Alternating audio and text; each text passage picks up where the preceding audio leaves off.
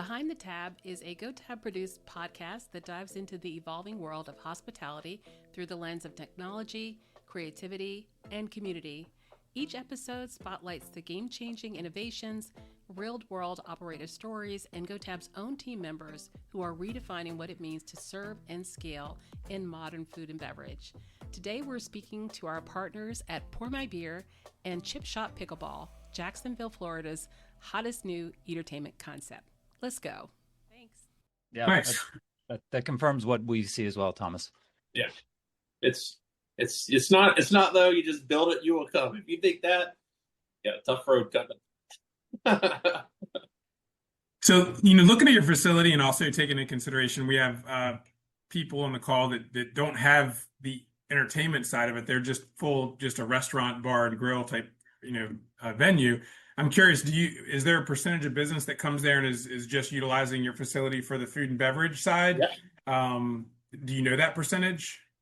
No, I don't know that percentage, but I know food and beverage is about 70% of our sales. So that's really the important thing to us. I mean, the pickleball community, they kind of come in like a herd. They came, we have about 200 members. We pick up about 20, 30 a week. But like we have our community. They play every day. We run an open place for 10 hours a day. I don't really have to do anything for them anymore. They pay the monthly fee and they use it 10 hours a day. I mean, it's, and we run events for them and they get discounts on all of our events and leagues. But now once the pickleball is set up, we're a restaurant. We are a sports bar, a smokehouse, a restaurant. You come in here, you eat, you drink, you have lunch. I mean, we have a 300-inch TV. We have 33 85-inch TVs. Like you come here to watch sports, and while you're here, come do other activities. Other places you just go and you can watch sports. Well, here you can play cornhole free, 2 basketball goals that are free throw lines for college for free, ping pong free, Connect 4 free, arcades, golf, pickleball. So I really have something for everyone. And we try to give a lot of stuff once you're here. You buy one beer, you can play ping pong for 3 hours. And you can play cornhole. It's we're trying to entertain you. And I got TV. I mean, you can't see an area and not see TV. And that's what we spent hours in our construction process walking around. It's like, if we're standing here, look up. Where does the TV need to go? Right there. Okay, we're gonna put one there. So you can't not see a TV anywhere you're standing. That's great. It does remind me, Thomas, something, having a background in owning breweries.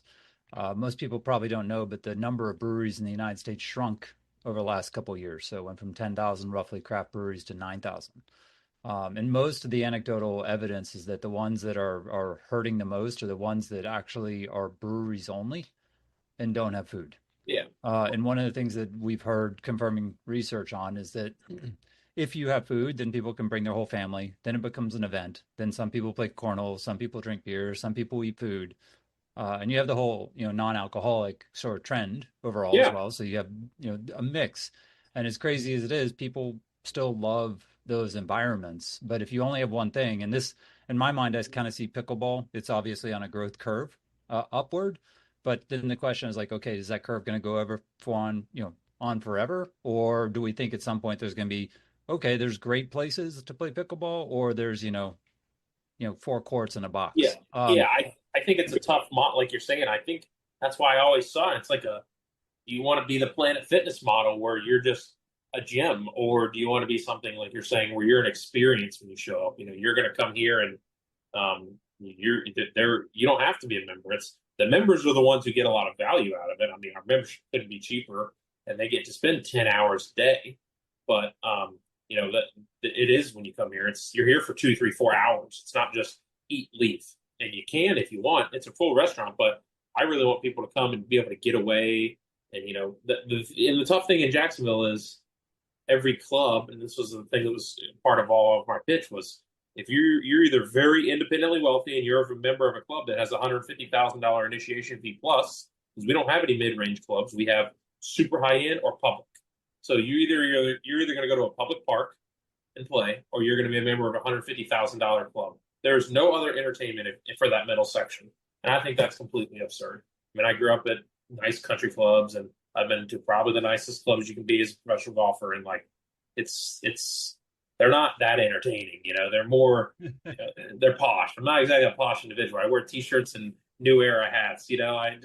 I kind of like just having a great time watching sports. So I wanted somewhere everyone, any demographic, any income level can come and enjoy and not feel like they don't belong, because those are hard to find. That's great. One of our, I guess, people has a question about whether you make them close the tab when they purchase the food, or is it an open tab and they can use their Pour Wall card along with continuing to add food items to it? I didn't want to answer that question for you, so I was curious how you manage that. Yeah, so when you come in, we create you your tab. We send you your text message, and it's click here and you confirm your card, and then sorry, I want to have the comments here. I get completely distracted. So once you get your receipt, you can or your ticket. Yeah, you can use your card and it goes on your beer card, and you can order food throughout. So it's completely open. You don't have to close, and you can walk throughout the facility. So people, when you go back to use the simulators, some people, like during the Ryder Cup, they rent it for 3 hours. So I don't want to make them close out every hour. So they order wings to start, beers in the middle, some desserts on the end. So yeah, it's a running tab for 3 hours, and it closes out at 3 a.m. Nice. So I really didn't want people to order at our bar, or order on the ticket and then walk 250 feet, come back to order at the bar, and they go, well, we need your credit card again. Go walk another 200 feet. We'll see you in 10 minutes. I want them to be able to give us the card once, enjoy the facility. Don't worry about your wallet, anything else. Just go. Nice. One thing I want to add there, Thomas, which I think you take for granted, but a lot of people don't realize, is when you do private events and you are doing like RFID cards or something like that. And one of the things that I'm pretty darn sure is true is people are more willing to spend somebody else's money. So when you hand out, 4 cards to 4, or 3 of us say go to your place, and you hand out 3 cards and I say I'm paying, well, Josh and Thomas each head to the bar immediately because, Tim's paying, right? So The reality is, once you hand out these group RFID cards and you have an open tab, there's a lot less friction to buy that next appetizer or that extra beer or whatever, because, hey, guess what? Someone else is paying. I don't have to pull my credit card. It doesn't feel quite like cash. And our data actually supports this. We see in a food hall, for example, when people open a tab, we'll see on average 2 as much as 3 times higher spend or on that payment. Of course, one of the things we don't know is, is that for 2 people or 3 people? But some of these food halls where they're doing like a single order and pay, you'll see a check average or a payment average of $15, which is less than a third of what we see in a shared RFID food hall. Yeah, when we did it, honestly, when we opened, we didn't even know you could. I mean, we kind of opened, didn't know anything. We didn't know you could add people and have other cars. We literally had no idea what we were doing. And I just, like when I was building it, I'm just like, all right, well, we'll figure this out as we go. And once we figured out, if Josh opens a card, I can put 20 people on that account. It helped significantly. So we did our first like 5 events, not even knowing we could do that. Once we figured out we had about a 35-person event, and they said, well, can we do a beer wall? And originally we were telling people, no, we can't really, they don't really know how to give a company 30 cards. Once we figured it out, it was great. We hand out 30 cards, check their IDs, and the entire party they might as well just open the tap and put their mouth under it. And if they're not paying, they are going to get after it. So, it has been great, and I'm still learning how to use everything. I mean, Josh came here about a month ago, and he's like, you don't know how to change the background? I'm like, I don't know how to change the background. I barely know how to turn the lights on in this place. So he taught me some things for a couple hours. So once I learn all this stuff, it gets every time I see it, I'm like, oh, that's why they did that. It makes perfect sense. Yeah. Well, and I think one of the things, to your point, on the Pour Wall, you got 30 people having a party, and you can actually have another 30 people in a party, and they're both using that same Pour Wall. So you don't have to track who's pouring what or where. You really have 16, 18 bartenders going simultaneously, and you never have to figure out whose tab it's on, because basically the RFID takes care of that. Yeah, I mean, that's when I saw, that's the first time I walked in Golden Mills, like I saw El Dorado. I mean, I walked in and I'm like, oh my God, there's 800 people in here, and there's not a line at the bar. I'm like, okay, what is this? Yeah, like Yeah.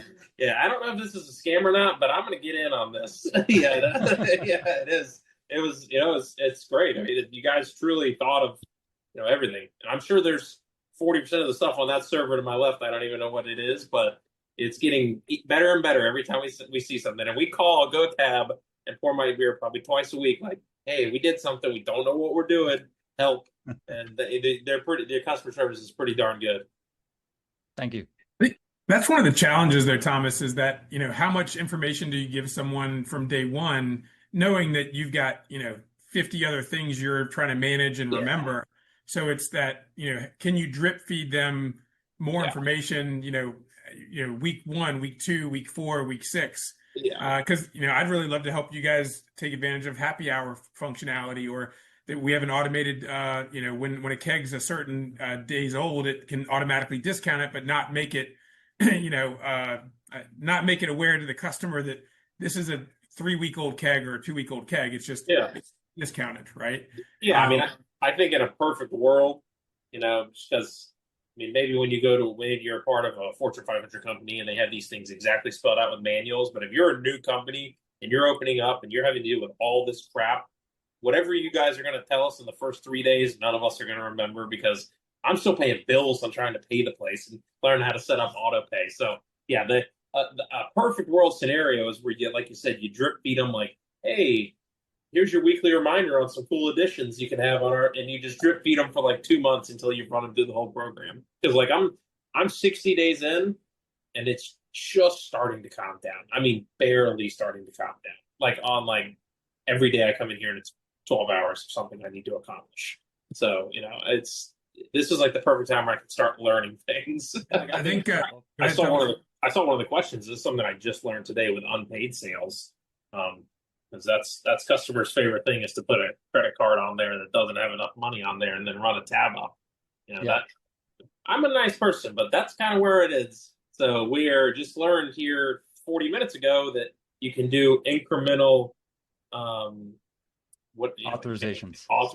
So right. That's probably been our biggest fee. I mean, we had $4,000 our first month of unpaid sales from people either saying they don't have enough money on their credit card, they tried to mark us as fraud. People do some pretty sketchy stuff. Yeah, pretty bad. $4,000. So I just learned we actually had a 2-day meeting about this, because I got a little temperamental when I saw this. They tried to figure out. So they just told me I could do incremental authorizations. So if someone tries to run a tab up, they keep running it up, it's going to keep authorizing more money to make sure they can't do that. So, and we just got rid of the, on a POS where you can hit send pay, and send authorize. I just got rid of the send button, because the send button, people are in a facility like this. Hey, you get 20 people in line at a bartender. They come up, hey, can I get some wings, beer? And then the next person, they just hammer you. So you just hit send because you're trying to get the orders in. And then they go 300 feet away and you don't know where they are and you can't get their card. So we're, like all this stuff I'm learning here, the incremental pay, hopefully they're not going to get me for $4,000 again. And then, So they shouldn't be able to. There are some caveats. We can cover like 90%. There's a really, one of our other Pour My Beer shared customers actually has a problem. She's near a university campus, and it turns out college students have a lot of time on their hands to figure out how to scam, nearby businesses. And there's a really easy way to do it, which I probably won't disclose here, just so not more people know how to do it. But the reality is, like, there's a lot of people who figured it out, and that's obviously why we built this adjustment. It's called adjusted auth or incremental authorization. One of the features that you have when you're on the QRs, they can only pull off the scam once, and then they basically get blocked from opening another tab on any venue. So if they go to another GoTab location, we're like, hey, by the way, you owe Chipshot $100. You can't open a tab at, Golden Mill. So there's more to come on that. We're actually working more on this because it is, as we might or might not be in the best economic cycle, some bad behavior starts showing up depending on your region. And we had some repeat offenders too, and I didn't know how to stop them other than I enjoy looking on the security camera and seeing what they look like and wait until they come in again and having a nice little conversation. So, I just learned that button I took away the send button, so you have to send pay or send authorize. So I have to get your card on file. I'm just again, we're learning too. I had an hour talk with the GoTab lady yesterday, and an hour talk with the GoTab lady 2 days ago. We're learning because people get pretty crafty, and it's hard. Well, this is a really, I would say it is a topic that I've heard recently as well. So I think it's good for our listeners to hear this. But what is the optimal pre-auth amount? I mean, I've heard 30. I mean, is 60 too much? Is 70 too? Like, it's like where? Well, I think in an ideal world, you would pre-auth every time you go above the amount. You authorize another 25. So if you, we just talked about this, and they want to do $10, and I was like, these people are taking us for 150. They're getting more than $10 pre-authorized. So we're going to start it at 25. But I think in a perfect world, and this might already exist, I don't know this, but just from our side is we pre-authorize 25. When you hit that $25, it automatically pre-authorizes another 25.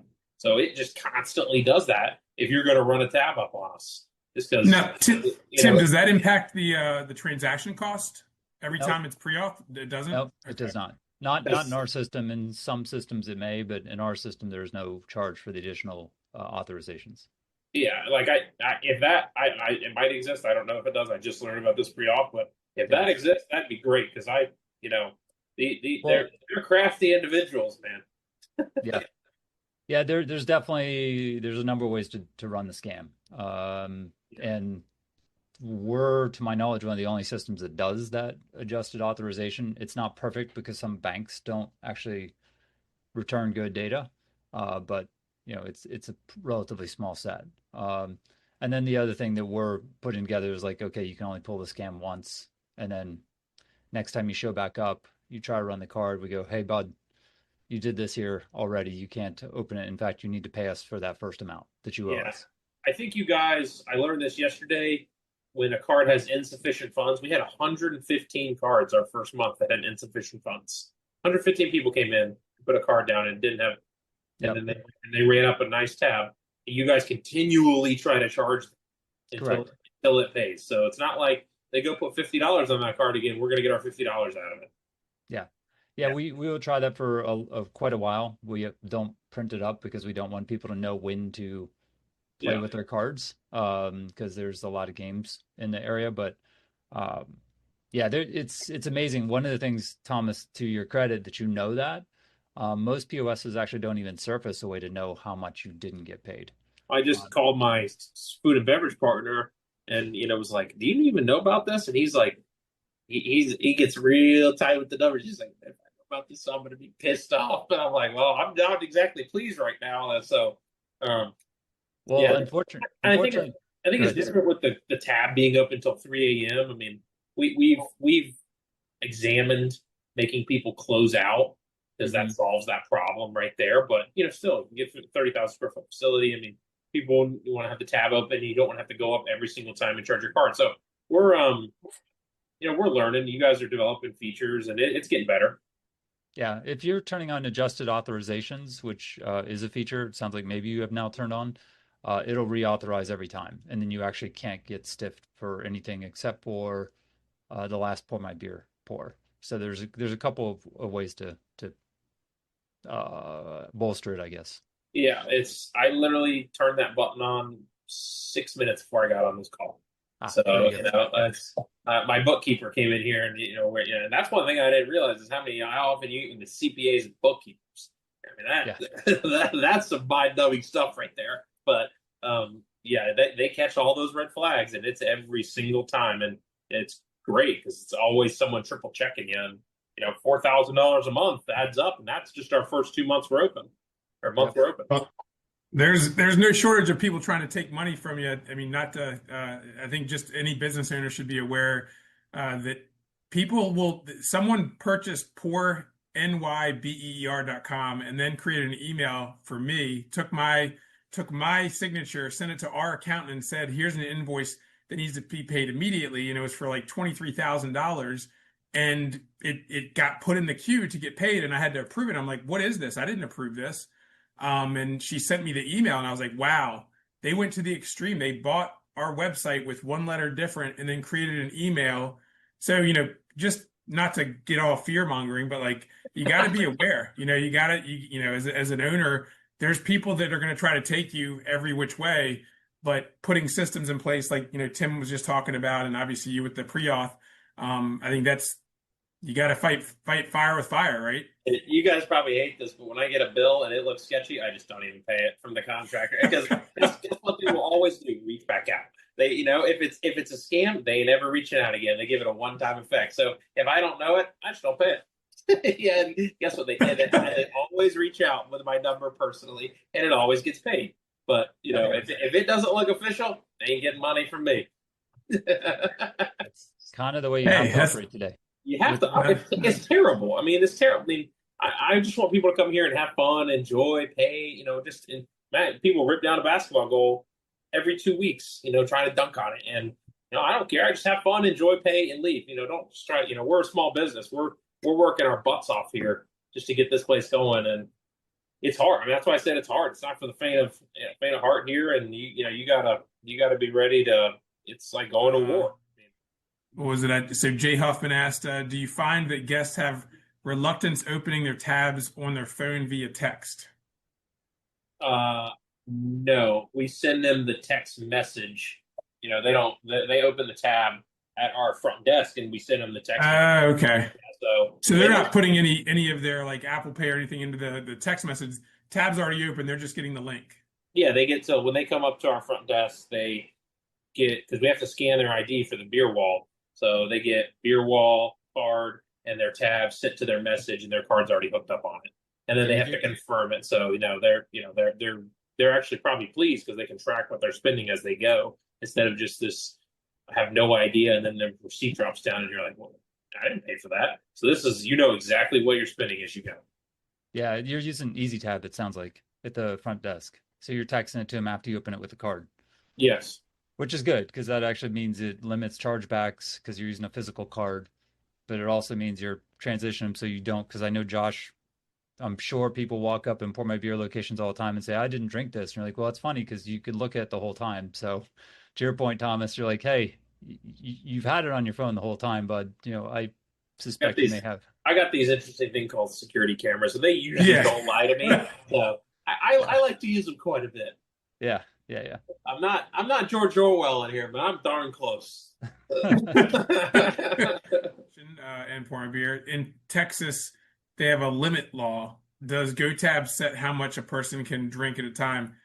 That's more our system than GoTab, right? Yeah. So we set a 2-drink. We're unique in the fact that we define what a drink is. So if a 16-ounce beer is a drink, or a 7-ounce or 6-ounce glass of wine is a drink, or a 5-ounce cocktail is a drink. That once that number equals 2 and you see the little meter on the side going down, it's going to tell you to see one of the friendly staff and get authorized to drink more. Yeah. But that's every state. Yeah, and I think one thing we really learned on that, and it was actually when you were here, because the problem is we had no idea. Like I said, we didn't know what we were doing, so we had soda hooked up to the alcohol. So you'd go pour 2 Cokes and it shut down your alcohol card every single time because we didn't know you could classify different things as a drink. So now I classified like 1,000 ounces of soda as one drink because it doesn't affect your pour. So you can pour soda, but you can sit there for 20 minutes and hold the Coke thing open, and it only takes you down one drink versus you pour 16 ounces of beer, that's a drink, or 6 ounces of wine or less of a cocktail. So that's a really nice feature that we learned, and that was a huge problem when we opened.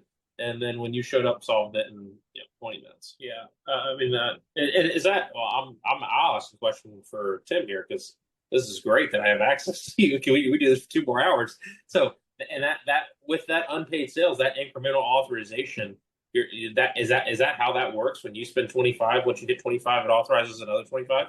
It authorizes every order. So if you order, a hamburger for $12, it authorizes $12. Then you order whatever the next step, whatever your next order is. I order a cheeseburger or whatever's next to Pour My Beer, then it'll increment that next. That's amount. Fantastic. So they can't order 12 and it not be on their account because it'll project. Yeah. So I should caveat this right now, and this is something that's getting improved. That is not true of Pour My Beer because we don't know how much they're going to pour until afterward. There's a feature going in where it'll check after they've poured, because we don't know that you're going to pour 12 ounces and it's going to cost this much. But we can adjust the authorization up to the new amount. However, the question that Joshua asked here is, hey, why does the customer think we charge them all these times? If you're on Bank of America, you won't have a problem and you'll see a pending transaction. We see problems in consumer apps where they're using some, like, say, credit union that has a crummy app, and that crummy app will say, 4 charges, and those are adjusted charges. So it'd be like the $12 for the burger, the $8 for the beer, and they're like, oh, I got charged 4 times. You're like, no, you got charged for each of the different things you ordered because we're doing adjusted authorizations. So then that becomes the question that Thomas is kind of wrestling with is, do I want to deal with answering the questions, or do I want to deal with getting ripped off? Kind of answer the questions, because I got other solutions for getting ripped off that probably won't end well. Yeah, right. Well, you got cameras, so you can put their pictures up all over town, right? Yeah. I got. We bring them out to my golf course. We take care of them. Yeah. So we had some more questions here. So Brian, he's opening a spot in Lake Elmo, Minnesota. He was asking, it looks like you have ready to drink cocktails, but also bar service and cocktails. How did you decide to do it that way, and what is the mix of RTD versus actual bar service drinks? We actually took cocktails. We don't have them on this wall. I didn't put in enough taps.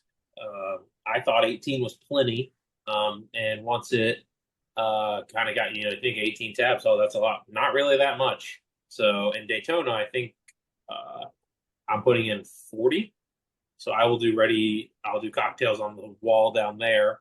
But we have a full service bar at all times, bartender staffed. And it's a bartender, waiter. We call them a table toucher. So they either serve your drinks. It's not packed at the bar. They're serving you out in the restaurant area if you need it. They kind of jack of all trades. But on a Saturday, when we have 200 people in here, you have several bartenders pouring drinks fast. Nice. And then Jay was asking your staffing model, like how you structure your staffing, front of house, back of house, different parts of that's sitting right there on that screen. That's my staff right there. We put it out every week, and I have a GM that is great. They do that. Obviously, this allows us to run a smaller staff percentage than most restaurants. My restaurateur partner, we're running almost 12% cheaper than he is. Now we run it slightly different than he does, but we do pour significant amounts of beer and have zero labor involved after you keg it. So that does help your staffing model. And the QR codes, we're doing a little different. We're going to have kind of, like I said, table touchers, because the QR codes, people are kind of, they get their order started, but they're not thinking about what they want next. So we're trying to have someone walk around and remind them, hey, can we get you something else to, kind of do a little sales, a little upsell. Yeah, selling, yeah. Yeah, people, they don't know that they're hungry or thirsty. Come on, you got to remind everyone's thirsty. So we're starting that here this week. And, it help people to, just get their food faster and, but it's been good. Nice. Tim, there's a question that looks like directed towards you with the pre-auths on the PMB wall. I think I kind of touched that one. Right now, the pre-authorization is not before PMB. Gotcha. Yeah. It's not fully in place yet. So it does authorize when they order food or anything like that. But the Pour My Beer currently would be, the new version is going to be threshold based. So it's like $25 or $10 or whatever. Okay. And then any challenges with the Easy Tab or Apple Pay? I'm not sure who that's directed at. Those are core features. So I'm going to say no because I have to. But I don't know if that's directed at Thomas, maybe. Easy Tab is just, like I said, is that just when they put their number in and then that's the text message. They start the they open the tab. Yeah, it's honestly, that's what I happened at Golden Mill, and I thought it was great. So, when someone of the older community comes in who's not tech savvy, they struggle with it a little, but we have people here to help them walk through it. And you also don't have to have that. You can just hit no if you don't want the text message sent to you. You don't have to have it sent to you, but I'd say 95% of the people send a text to them because they like, you like to see what you're spending. You don't. It's kind of when you go to that nice restaurant and the bill comes down, everyone's like, "Ooh, what did I spend?" That type. That we don't have that anymore here. It's track as you go. Yeah. Okay, Joshua just clarified. You are correct, Joshua. Apple Pay can present a problem because people oftentimes don't know with EasyTab. They don't know the last four digits of their card because they'll put in a card, and in some cases they actually have a virtual card where they actually don't know the last four digits. Yes, we have seen that. I had that happen to me at lunch like an hour ago here. So you are correct, Joshua. There is a pending feature to come, which is going to use their basically a name to validate. Because so I was actually going to say one of the nice things about EasyTab, and Thomas doesn't know that yet because he's in the he's learning by through the process. Like a fire hose. Yeah, by fire hose. So the fact is that you're collecting a lot of data on your customers, more data than you probably realize. Because as soon as they set up that profile on their phone, you now have a profile of that customer. Every time they come back, you implicitly got their phone number. All their purchase information is now attributable to Thomas Walsh at this phone number. So you actually have all history being gathered when you tie it back to a phone. It's a lot richer data set. So that's kind of the power behind that. It's not visible because they just unwittingly set up a profile on their phone so they could walk over and order from a QR without having to put a card on file. Yeah. So there's some really cool things, but as Josh was highlighting, not everything works perfectly, and the Apple Pay one is a feature to come. And it hasn't been that big a deal. I mean, it happens occasionally, but I always tell people when people really want to, and I work the front desk, I try to work every shift to make sure find where my holes are and where you can get me from. So I work a shift. I'm like, insert your card. Like they always try to help them. Like, you got a credit card on it? Try inserting it because then we draw their name immediately. I don't have to type their name in, and I don't have any of those funky problems. But a lot of people don't carry credit cards anymore, so we have run into that. So when I see them do this, I go, look at the four digits there. I'm like, remember those four digits. Because those four digits are different than the ones in your wallet. Yep. So it's just a learning experience, but it's less than 5%. Well, and like you were saying, the reality is you can not do it. You can just hit no, and then basically, so that it's pretty much designed to be just like a normal bar experience with this extra optional step at the end. Yeah. And if you don't want to do it, don't do it. That's what we're adapting recently. I mean, we went so tech heavy, we got rid of it, and people were just isolated 350 feet away, not ordering food when they should be. So we're actually moving back towards the restaurant menu where we're having some servers and some table touchers, but we still have the added amenity where you can order it anytime you want. So it's just an added amenity you can have. Yep. No, that's a great kind of point to end on too. It's like creating, you start with what you think works and then you adapt, right? So it's, maybe it even gets to the point where, if you recognize someone's a little bit older, maybe not as tech savvy, you give them, a little pencil and like a menu where they just check off the things they want, and you're like just giving them the ability to interact and order, making it easy for them. Yeah, that's why we've gone to table touchers and have menus on Able tables. We don't just have QR code menus. I mean, we're going back towards the restaurant model, but we're using all the technology at the same time. So it's the best of both worlds. Yep. Nice. Well, I want to be respectful of Thomas's time. You've given us a lot here. Appreciate and him as well. And I do want to highlight, our marketing team, GoTab's marketing team, and Pour My Beers, Haley and Patricia. Excellent job putting this together. I hope everyone that joined us is leaving with a little bit more knowledge than they came to us with. And as you can see, we've got a free playbook for you that's going to be sent to your inbox. And I think that's all we got. Thanks for having me. Thank you. No problem. Hopefully I wasn't too sinister. Yeah, I will do much better at Augusta when I come back down there. Come on down. We're ready for you. Well, nice. Thank you, guys. Yeah. Thanks, everybody. Wow, that was cool. Thanks for hanging out here with us at Behind the Tab podcast. And thanks to the team at Pour My Beer and to Thomas Walsh at Chipshot Pickleball. We look forward to dropping our next episode next Thursday.